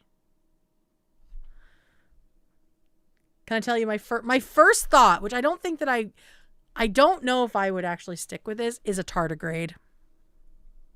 Shoebill stork, you're a psychopath.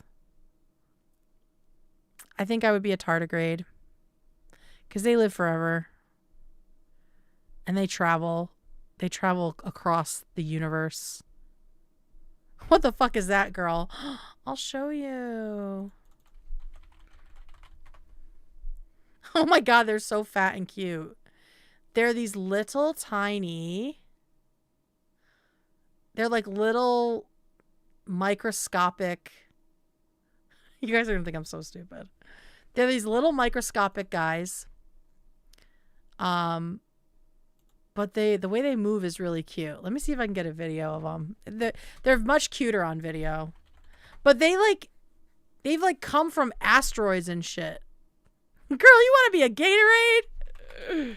Just wait. You guys will see how cute they are. Oh my God, their little fucking legs are so cute. This is a water.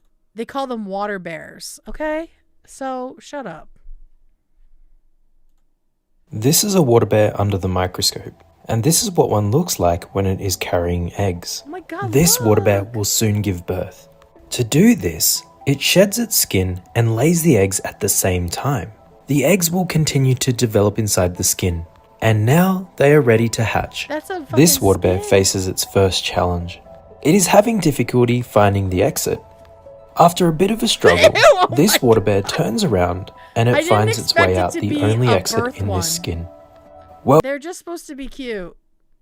This is a tardigrade, also known as a water bear. They are microscopic animals found all across the world that are known for their ability to survive in the most extreme conditions. Did you know there's an animal that can survive in outer space without a suit, oxygen, or Okay, even we don't need food? the fucking AI. Just show me some under the fucking microscope. Look at him go! Sorry, you guys. They're so cute. And they live forever. How to find a water bear. This is the Earth's toughest animal. Look at Meet him. tardigrades, also known as water bears. Sorry, These they're microscopic so cute. creatures are found all over the world, from the deep sea to the highest mountains, and even in your backyard. They measure just 0.5 millimeters in length, making them incredibly tiny. They can survive extreme temperatures ranging from minus 272 degrees Celsius to 150 Look how degrees cute they Celsius, are. pressure 6 times greater than those found in the deepest ocean trenches and even the vacuum of outer space. How do they do Water it? Tardigrades have a pigs. remarkable ability known as cryptobiosis. It's like they go into a deep hibernation-like state when conditions get tough.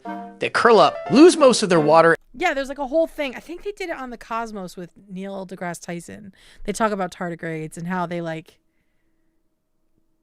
probably came to Earth on fucking an asteroid or some shit like that. But I love them. The world is balanced on the back of a tardigrade. So true. Water bears are a crypto scam.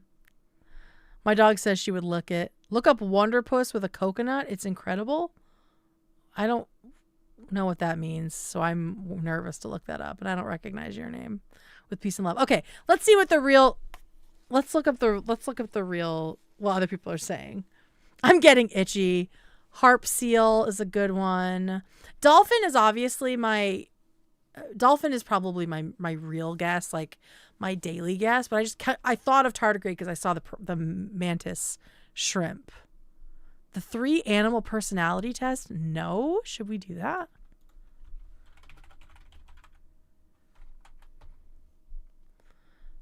The 3 animals test. Discover the insights into yourself. How do I do this?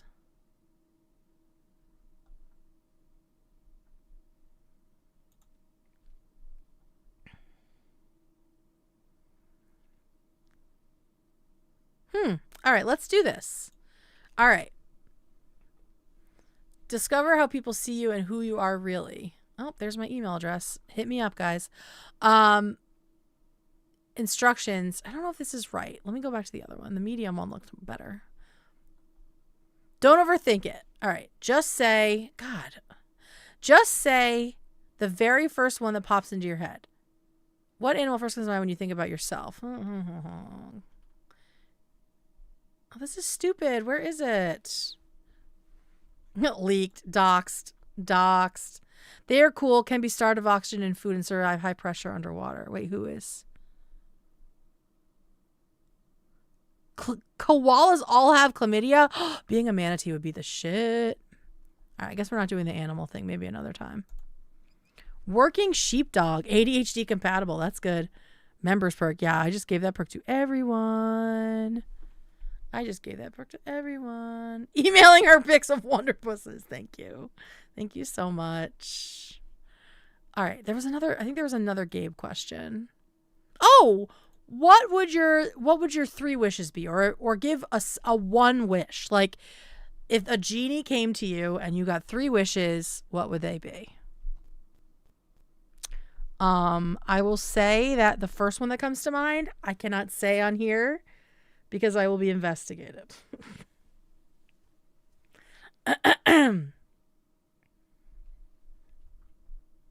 Koalas are a terrible animal. What is the problem with you guys? Tortoise would be so fun. New president. That's good. To fix your insides. Ooh, I wish that your insides would get fixed too. I think I know what that is. Yeah. In a Disney way or in a monkey paws way? We'll go Disney way. This is not a situation where you wish for something and then it ends up being bad. Peace times 3. Koala snarker in chat.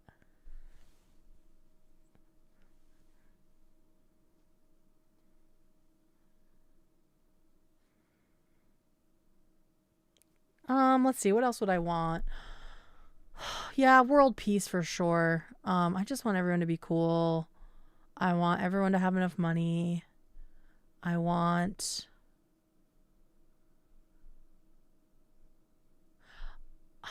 to be able, I think it would be cool to be able to like teleport. I think that would be my wish, is like, or just for like everyone I love to live in the same place. I would love to be at that point in my life where everyone that I love is in like the same neighborhood. That is, I think, my biggest wish right now. Besides, obviously, world peace. But for myself, I would love for my best friend to be my neighbor. I would love for my sister to be my neighbor. Just have all of my people together. Everyone living where it's like where they want to live, but also is near me at the same time. The cult compound. Yes. Still, we're still going to make the cult for sure. I would go to sleep when I want. Nice. Omnilingual, ice cream vampire, eternal life from ice cream instead of blood, and money. Those are fucking good ones. An estate in the Lake District. Each generation can have a wing. Ooh. I like that. More hours in my day. Not have to work and worry about money and health insurance. Yeah. Billionaires wouldn't know it, but as soon as they get $1 billion, they have to donate all their money. That would be my wish. Oh, that'd be great. I wish my pizza would get here. That's a good one. Time travel. That's a good question. Okay, time travel. Would you go backwards or forwards? I'm going to put that one as a poll right now. Puss wins. Not surprising. Not surprising in this chat. Fucking gay wads. Okay, time travel. Which direction? Forward, backward. And you can only go in one direction. Backward, forward. Phobic. Backwards for extra nap time. As women, can we vote to go backwards? For me, I would want to go forward.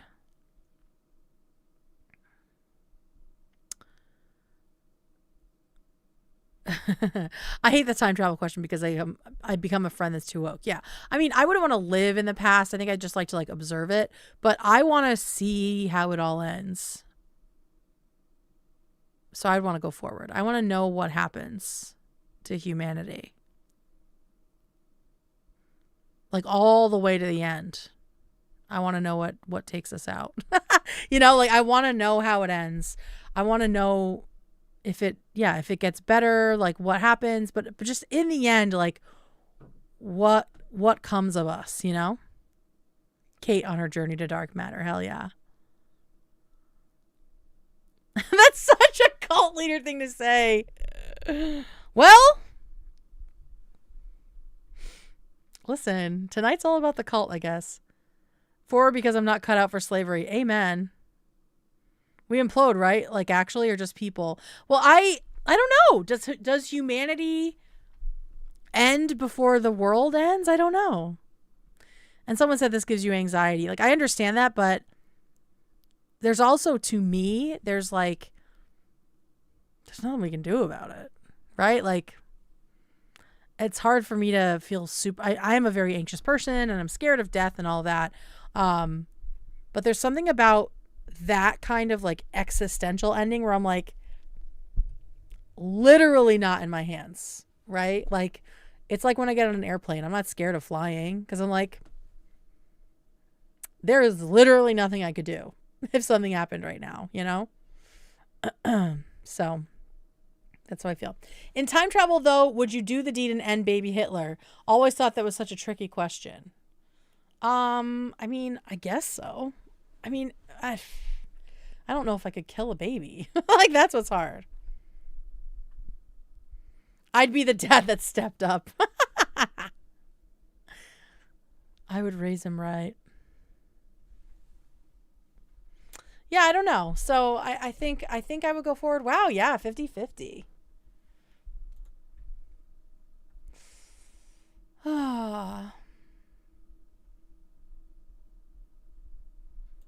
I'm a very it is what it is person, somehow also have crippling existential dread. I feel that. I do feel that.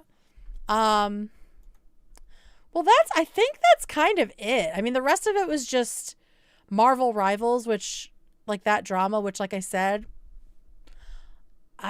there wasn't much to discuss afterwards, right? Like they pulled most of it apart. I will say I'm glad that Dan pointed out that this might not have gotten as much fire behind it if it wasn't a bunch of women like going against a guy. But in general, yeah, I think Deej said it, like sweaty people being sweaty. Like I don't really care about it. But we did get probably the funniest, the funny moment to me was we got a new Who's on First dropping. So let's watch that to close things out. This little silly goof. A little silly goof here. That's all about to change. Oh no, not Zaza too. Yeah. Well, it's really thanks to Kaplunky. The boyfriend. Kaplunky fucked Zaza. Yeah. She got kaplunked with the dossier. Zaza got Kaplunked. These names are fucking insane. So Zaza's Cece's friend. No, they were just on the same team. I not think just friends. Zaza's on Cece's team. Yes. It's Cece's boyfriend made a dossier No, to protect Zaza's boyfriend. Zaza. No, Zaza's Zaza's boyfriend. made it. Zaza's boyfriend. Zaza's boyfriend made a Kaplunked. dossier to So defend Zaza's boyfriend Kaplunk Cece. made the document, And then Kaplunk Kaplunk sent it to banned Bazink, him. and then Bazink called up Cece to talk about if he should ban Kingsman. It's very easy to follow you. Okay, It's very easy to follow. I got it. It doesn't really Also, matter. I loved the gag of like bringing all the stuff out to Gabe. So, anyways, Like, what the fuck? let's hear what Cece has to say about the situation now. Cece, did you see the document Cap was putting together about it all? Is that her playing Widow Cap being again? Kaplunk. Cap is short for Kaplunk, of course. Is that her playing Widow again? It is. That's the She law. only plays yeah, Nate's Widow. great. Some fur. Rage bait for more views? I'm not a rage baiter, bro. Gabe was me. Like, I had no idea what was happening. I wish I had that many little snacks around me too. I'm not a rage baiter. He tweeted it? Yeah. So wait, her boyfriend Yeah, sent he's, it, or look the Look other at this girls? shit. He's being very, like... Her boyfriend. That's what I was trying to tell you, yeah. dude. It's Zaza's boyfriend. Morgan goes in on a bit for sure. I thought it was Cece's boyfriend. No, Kaplunk. Zaza. Kaplunk is not Cece's. Zaza's. No. Kaplunk is with Zaza. Zaza, not Zaza. Cece. Cece, I don't know their marital status or if they have any. So they are together. I don't.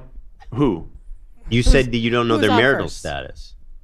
I don't. Who's know. on first? I don't know who There it Cece is. No, dating who's on the other or team? not dating. I don't care. It's not relevant to the story. Relevance on the other team. The only spouse or significant other that's relevant is Zaza's, and All it's right. Kaplunky, All right, Kaplunky and Zaza. aka Cap, aka Kaplunk. Kaplunk. So, anyways, she's talking on stream, mentioning how So that was the one moment that gave me a giggle. The rest of it was, just drama.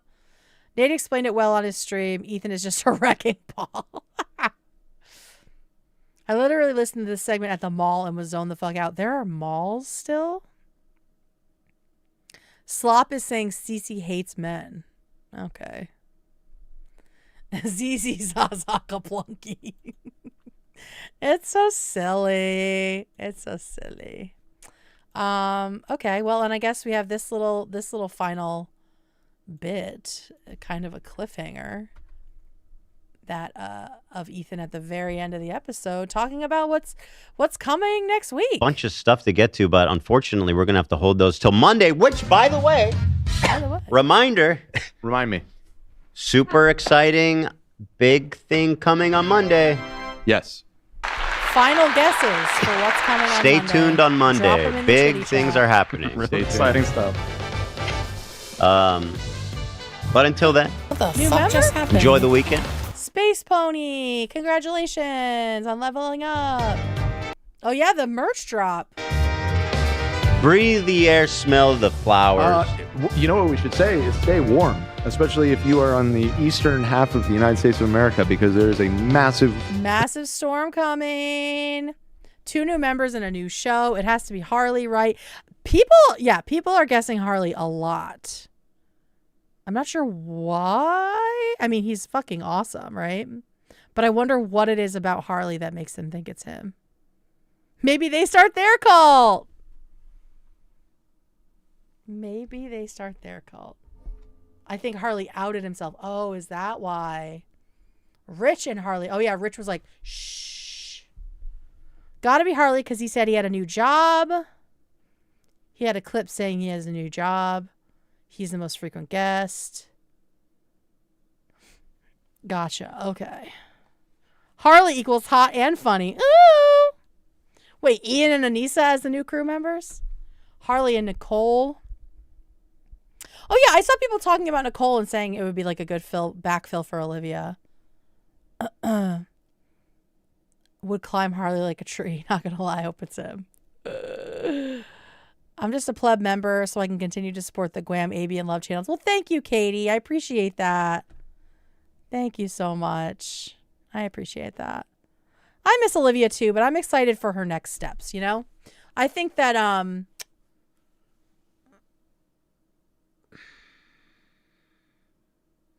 I have thoughts. I think that what's coming next for her, whatever it is going to be the right fit, Like I hope she'll feel like she can, do her own thing, right?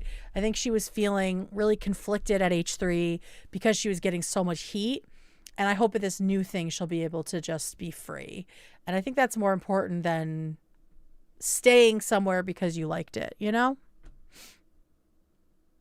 Ela made it seem like Olivia had some cool stuff coming up. Yeah, and they did. And they did say that she's going to be a friend of the show and that she's going to come for segments. Like, he specifically said one, right? He said that she was going to come for a specific one. Any general updates on the reading challenge, like total books we've read? I can give you a total. Give me 1 second. And then at the end of the month, we'll have the full total. But let me go and get that. I do have that. Very easily. I have a feeling Olive is going to start a podcast. Well, she has her YouTube show. Reading challenge. Let's see. Oh my goodness. Oh my goodness. I haven't looked at this in a while. Y'all have read over 250 books so far. There is no way I'm ever going to finish all these fucking cranes. January is not even over, and you crazy people have already read 260 books. That is fucking insane. When I promised the cranes, I did not think that y'all were going to read this many books. Angels on Your Fingers. Oh my fucking God. You guys are amazing. Oh, Jesus Christ. I'm gonna try to get them done. I'm gonna do as many as I can, as quickly as I can. This might be something that eventually pops up and you see it. You know what I mean? I knew this promise was not going to happen. Well, listen, I did not think that so many people would be interested. I thought it was gonna be like a sweet little, you know, maybe I get like 20 or 30 a month or something. You know? Chop chop foldy girl. Maybe a 1-to-10 crane ratio. Yeah, I'll think of something. I'm glad you guys are reading. I just started a new book myself. Okay. I am going to go to bed, but I love you guys so much. Thank you for being here. Thank you for participating. There are tons of people reading and playing bingo and having lots of fun on Discord. So make sure you join in there. It's all free and open. You don't have to be a member, but if you want to be a member, that's cool too. I just am so happy. I'm so happy to be here with you guys, and I love what we're building. And yeah, I'm just very grateful. It's been a wonderful year, and I will see you on Monday. Have a good one, guys. Bye.